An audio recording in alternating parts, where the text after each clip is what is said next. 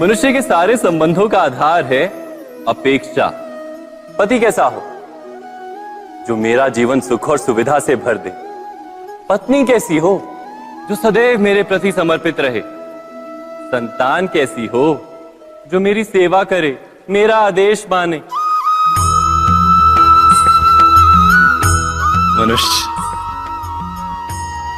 मनुष्य उसी को प्रेम भी कर पाता है जो उसकी अपेक्षा पूर्ण करता है। और अपेक्षा की तो नियति है भंग होना।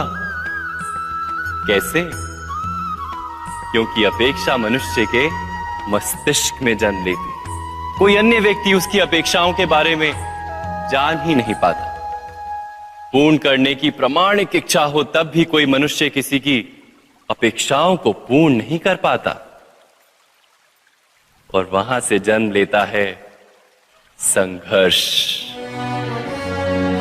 सारे संबंध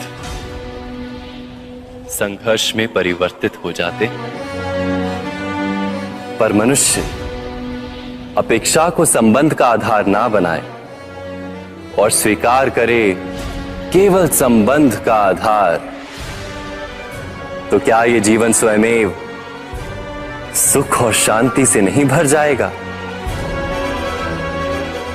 स्वयं विचार कीजिएगा।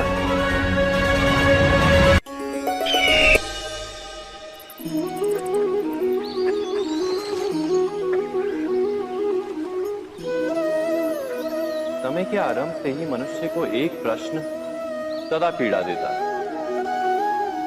कि वो अपने संबंधों में अधिकतम सुख और कम से कम दुख किस प्रकार प्राप्त कर सकता है।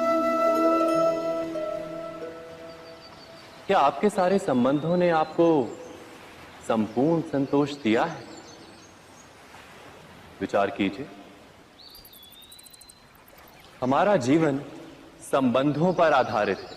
हमारी सुरक्षा संबंधों पर आधारित है। इसी कारण हमारे जीवन के सारे सुखों का आधार भी संबंध है।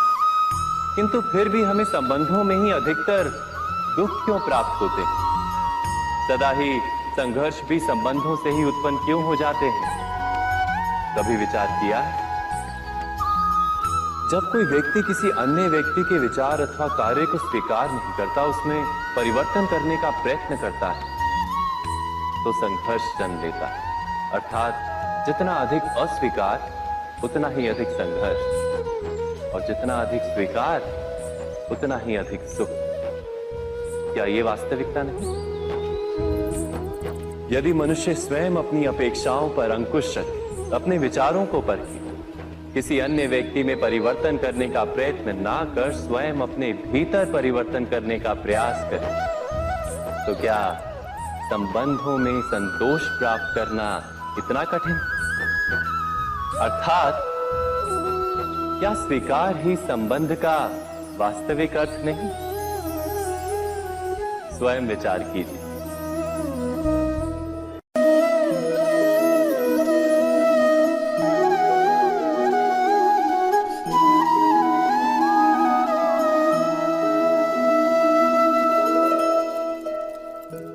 जब किसी व्यक्ति को किसी घटना में अन्याय का अनुभव होता है, तो वो घटना उसके अंतर को झकझोर देती। समस्त जगत उसे अपना शत्रु प्रतीत होता है। अन्याय लगने वाली घटना जितनी बड़ी होती है, मनुष्य का हृदय भी उतना ही अधिक विरोध करता है। उस घटना के उत्तर में वो न्याय मांगता है, और ये योग्य भी है। वास्तव में समाज में किसी भी प्रकार का अन्याय व्यक्ति की आस्था और विश्वास का नाश है। किंतु ये न्याय क्या है? न्याय का अर्थ क्या है? अन्याय करने वाले को अपने कार्य पर पश्चाताप हो और अन्याय भुगतने वाले के मन में फिर से विश्वास जगे समाज के प्रति। इतना ही अर्थ है ना न्याय का। किंतु जिसके हृदय में धर्म नहीं होता, वो न्याय को छोड़कर बैर और प्रतिशोध को अपनाता है। हिंसा के बदले प्रतिहिंसा की भावना लेकर चलता है। स्वयं भोगी हुई पीड़ा से कहीं अधिक पीड़ा देने का प्रयत्न करता है और इस मार्ग पर चलते अन्याय को भुगतने वाला स्वयं अन्याय करने लगता है। शीघ्र ही वो अपराधी बन जाता है, अर्थात न्याय और प्रतिशोध के बीच बहुत कम अंतर होता है और इसी अंतर का नाम है धर्म। क्या ये सत्य नहीं? स्वयं विचार कीजिए।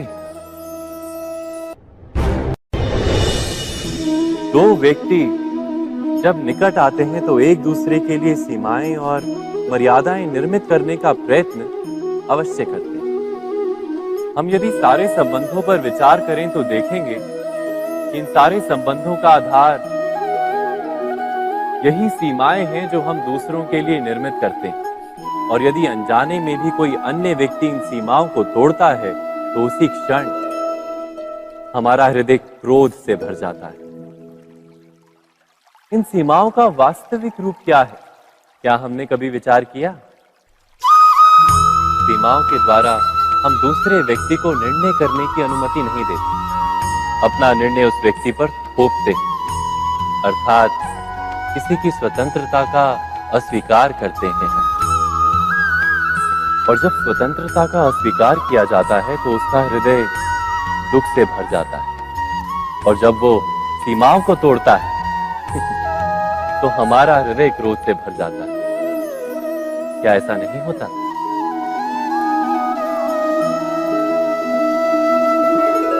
पर यदि एक दूसरे की स्वतंत्रता का सम्मान किया जाए तो किसी मर्यादाओं या सीमाओं की आवश्यकता ही नहीं होती।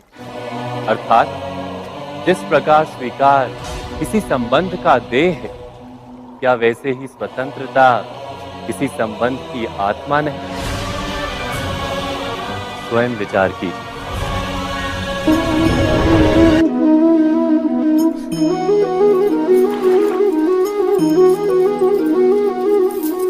पिता सदा ही अपने संतान के सुख की कामना करते हैं, उनके भविष्य की चिंता करते रहते हैं। इसी कारणवश सदा ही अपने संतानों के भविष्य का मार्ग स्वयं निश्चित करने का प्रयत्न करते रहते हैं। जिस मार्ग पर पिता स्वयं चला है, जिस मार्ग के कंकर पत्थर को स्वयं देखा है, मार्ग की छाया, मार्ग की धूप को स्वयं जाना है, उसी मार्ग पर उसका पुत्र भी चले, यही इच्छा रहती है हर पिता की। निसंदेह उत्तम भावना है ये, किंतु 3 प्रश्नों के ऊपर विचार करना हम भूल ही जाते हैं। कौन से प्रश्न? प्रथम प्रश्न, क्या समय के साथ प्रत्येक मार्ग बदल नहीं जाते? क्या समय सदा ही नई चुनौतियों को लेकर नहीं आता? तो फिर बीते हुए समय के अनुभव नई पीढ़ी को किस प्रकार लाभ दे सकते हैं? दूसरा प्रश्न, क्या प्रत्येक संतान अपने माता पिता की छवि होता है? हाँ, संतानों को संस्कार तो अवश्य माता पिता देते हैं, किंतु भीतर की क्षमता तो ईश्वर देते हैं। तो जिस मार्ग पर पिता को सफलता मिली है, विश्वास है कि उसी मार्ग पर उसकी संतानों को भी सफलता और सुख प्राप्त होगा। तीसरा प्रश्न, क्या जीवन के संघर्ष और चुनौतियां लाभकारी नहीं होती? क्या प्रत्येक नया प्रश्न एक नए उत्तर का द्वार नहीं खोलता? तो फिर संतानों को नए नए प्रश्नों, संघर्षों और चुनौतियों से दूर रखना, ये उनके लिए लाभ करना कहलाएगा या हानि पहुंचाना? अर्थात जिस प्रकार संतान के भविष्य का निर्माण करने के बदले उसके चरित्र का निर्माण करना श्रेष्ठ है, वैसे संतानों के जीवन का मार्ग निश्चित करने के बदले उन्हें नए संघर्षों के साथ जूझने के लिए मनोबल व ज्ञान देना अधिक लाभदायक नहीं होगा? स्वयं विचार कीजिए। सबके जीवन में ऐसा प्रसंग अवश्य आता है कि सत्य कहने का निश्चय होता है हृदय में, किंतु मुख से सत्य निकल नहीं पाता। कोई भय मन को घेर लेता है। किसी घटना अथवा प्रसंग के बारे में बात करना या फिर स्वयं से कोई भूल हो जाए उसके बारे में कुछ बोलना, क्या ये सत्य है? नहीं, ये तो केवल तथ्य है। अर्थात जैसा हुआ था वैसा केवल बोल देना सामान्य सी बात है। किंतु कभी कभी उस तथ्य को बोलते हुए भी भय लगता है।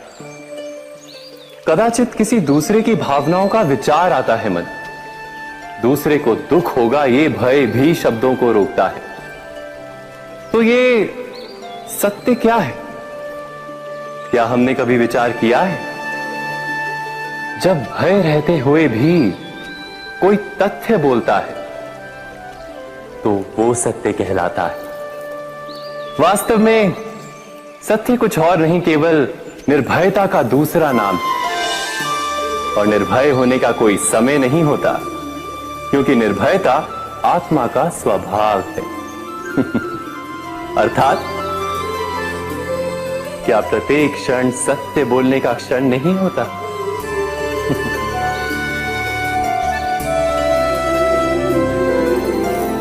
स्वयं विचार कीजिए।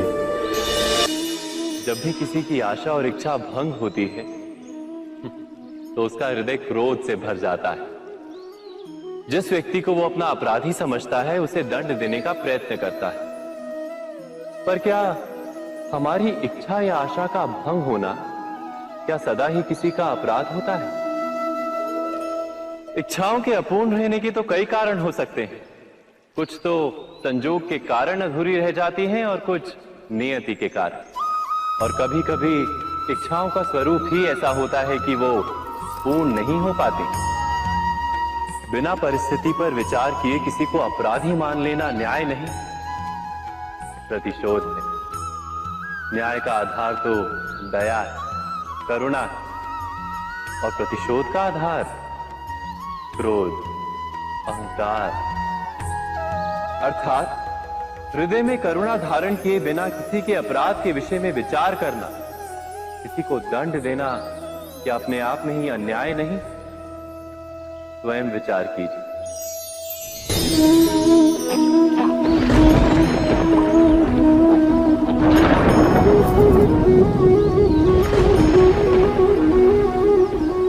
सपनों और पूर्वाभासों के आधार पर हम भविष्य के सुख दुख की कल्पना करते हैं।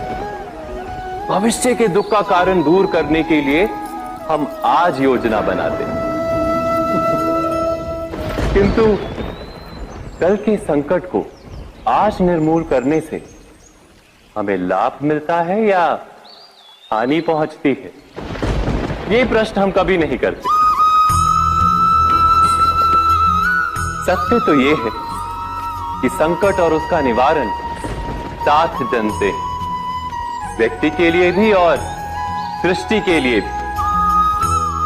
नहीं, आप अपने भूतकाल का स्मरण कीजिए, इतिहास को देखिए। आप तुरंत ही ये जान पाएंगे कि जब जब संकट आता है तब तब उसका निवारण करने वाली शक्ति भी जन्म लेती है। यही तो जगत का चलन है। वस्तुतः संकट ही शक्ति के जन्म का कारण है। प्रत्येक व्यक्ति जब संकट से निकलता है तो एक पद आगे बढ़ा होता है, अधिक चमकता है, आत्मविश्वास से अधिक भरा होता है, न केवल अपने लिए अपितु विश्व के लिए भी। क्या ये सत्य नहीं? वास्तव में संकट का जन्म है एक अवसर का जन्म, अपने आप को बदलने का, अपने विचारों को ऊंचाई पर करने का अवसर, अपनी आत्मा को बलवान और ज्ञान मंडित बनाने का अवसर। जो ये कर पाता है उसे कोई संकट नहीं होता, किंतु जो ये नहीं कर पाता वो तो स्वयं एक संकट है विश्व के लिए। विचार कीजिए।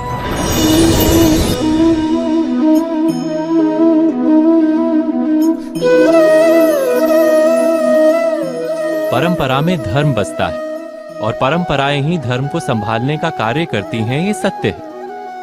पर क्या केवल परंपरा ही धर्म है? विचार कीजिए। सत्य तो यह है कि जिस प्रकार पाषाण में शिल्प होता है, उसी प्रकार परंपरा में धर्म होता है। इस पत्थर में शिल्प है, ये पत्थर शिल्प नहीं। शिल्प को उजागर करने के लिए उसे तोड़ना पड़ता है, अनावश्यक भागों को दूर करना पड़ता है।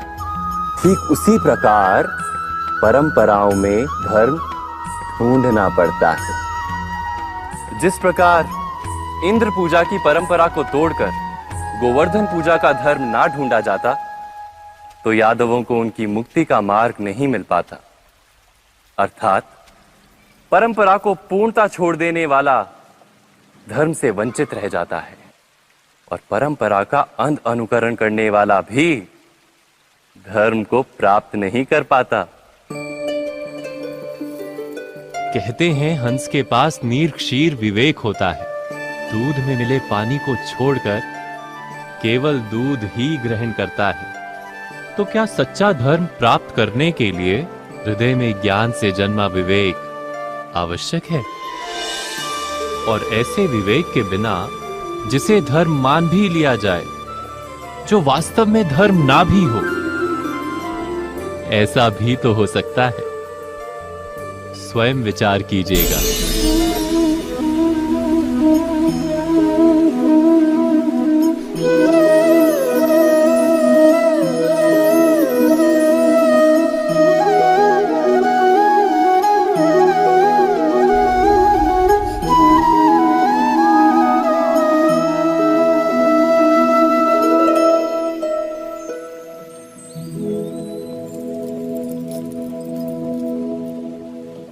भविष्य के आधार पर सब आज का निर्णय लेना चाहते हैं। भविष्य में सुख मिले, भविष्य सुरक्षित हो, ऐसे निर्णय आज लेने का प्रयत्न रहता है सबका। आप अपने जीवन को देखिए। क्या आपके अधिकतर निर्णय के पीछे भविष्य का विचार नहीं होता? और हो भी क्यों ना। अपने जीवन को सरल और सुखमय बनाने का प्रयत्न करने का अधिकार सबका है। पर भविष्य तो कोई नहीं जानता, केवल कल्पना ही की जा सकती है। तो जीवन के सारे महत्वपूर्ण निर्णय कल्पनाओं के आधार पर ही करते हैं हम। क्या निर्णय करने का कोई तीसरा मार्ग हो सकता है? विचार कीजिए। सारे सुखों का आधार धर्म है, और वो धर्म मनुष्य के हृदय में बसता है। तो प्रत्येक निर्णय से पूर्व स्वयं अपने हृदय से ये प्रश्न अवश्य पूछ लेना कि ये निर्णय स्वार्थ से जन्मा है या धर्म से। क्या इतना पर्याप्त नहीं? भविष्य के बदले धर्म का विचार करने से क्या भविष्य अधिक सुखपूर्ण नहीं होगा? स्वयं विचार कीजिए। व्यक्ति को जब उसके अपराध का दंड मिलता है, तब कभी कभी उस न्याय को देखकर मन कचोटता है। प्रश्न उठता है हृदय में कि जब वो अपराध हुआ था, तब व्यक्ति भिन्न था। उसके पश्चात उसने इतने पश्चाताप किए, स्वयं में इतना परिवर्तन किया, फिर उसे दंड क्यों मिले? पर जहां आघात होता है, वहां प्रत्याघात भी होता है। जैसा कर्म वैसा फल। यदि किसी को प्रेम दोगे तो सुख प्राप्त होगा, यदि किसी की हत्या करोगे तो मृत्यु दंड मिलेगा। जैसा कार्य वैसा ही न्याय। तो फिर प्रायश्चित और पश्चाताप का कोई मूल्य नहीं है? अवश्य है मूल्य। प्रायश्चित और पश्चाताप मनुष्य की आत्मा को बलवान करता है। आने वाले दंड को स्वीकार करने के लिए मनुष्य को तैयार करता है। अर्थात बिना प्रायश्चित के दंड स्वीकार करने का कोई मूल्य है? स्वयं विचार कीजिए।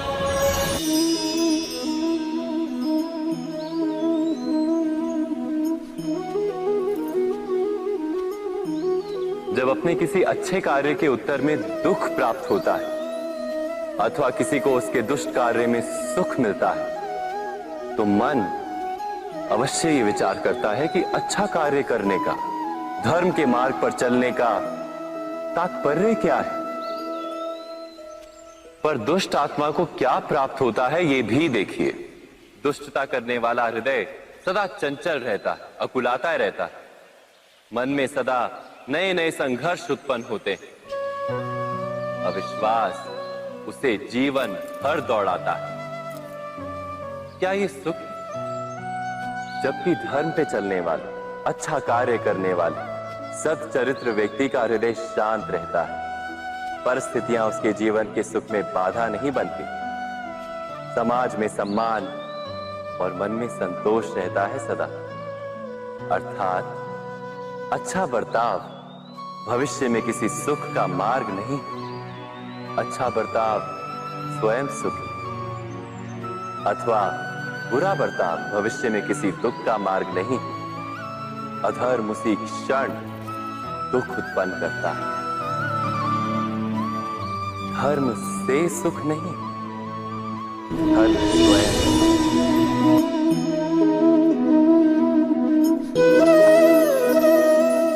सत्ता की लालसा सबके हृदय को घेरे रहती है। प्रत्येक व्यक्ति अपना एक राष्ट्र निर्मित करने का प्रयत्न अवश्य करता है। फिर वो राष्ट्र कुरु राष्ट्र की भांति बहुत बड़ा हो या फिर अपने परिवार तक सीमित हो, वो सत्ता प्राप्त करने का प्रयास अवश्य करता है। किंतु सत्ता का वास्तविक रूप क्या है? क्या हमने कभी विचार किया है?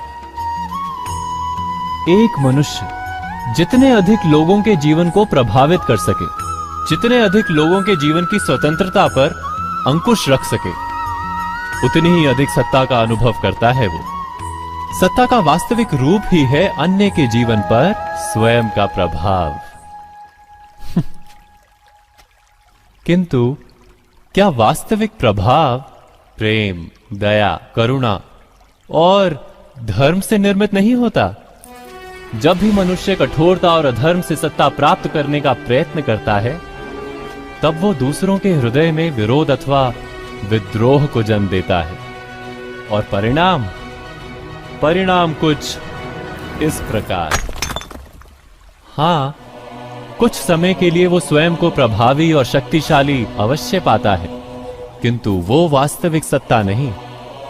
यही कारण है कि भृगु और वशिष्ठ जैसे ऋषियों की आज भी पूजा की जाती है, रावण और हिरण्यकश्यप की नहीं।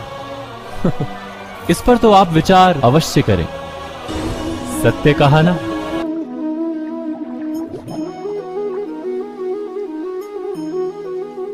इस संसार में आने वाला प्रत्येक बालक संपूर्णतः संस्कार रहित होता है। उसके अंतर पर ना किसी अच्छे संस्कार के चिन्ह अंकित होते हैं, ना ही बुरे संस्कार के। अर्थात जन्म से बालक में ना कोई गुण होता है और ना ही कोई दोष। तो ये दोष अथवा गुण किस प्रकार प्राप्त होते हैं? क्या हमने कभी विचार किया है? जो बात माता पिता के मुख से निरंतर सुनी जाती है, वही बात उनकी संतानों के हृदय का संस्कार बनती है। जैसे किसी गांव में नदी तट तक एक पगडंडी बन जाती है केवल उस मार्ग पर बार बार चलने के कारण। अर्थात माता पिता के हृदय की इच्छाएं उनकी संतानों के हृदय का दोष अथवा गुण बनकर जन्म लेती हैं।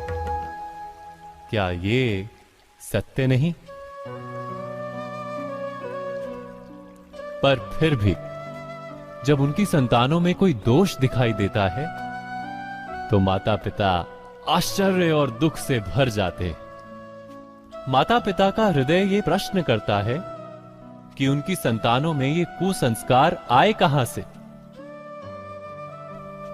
सत्य तो यही है कि माता पिता अपनी संतानों को अनजाने में ही कुसंस्कार के बीज दे देते हैं, जो उनके संतानों की हृदय भूमि पर कुसंस्कार का वृक्ष बनकर उगता है। अर्थात अपनी संतानों को सुसंस्कारी और धर्ममय बनाने की आशा रखने वाले प्रत्येक माता पिता को प्रथम अपने हृदय की इच्छाओं पर अंकुश रखना क्या अनिवार्य नहीं?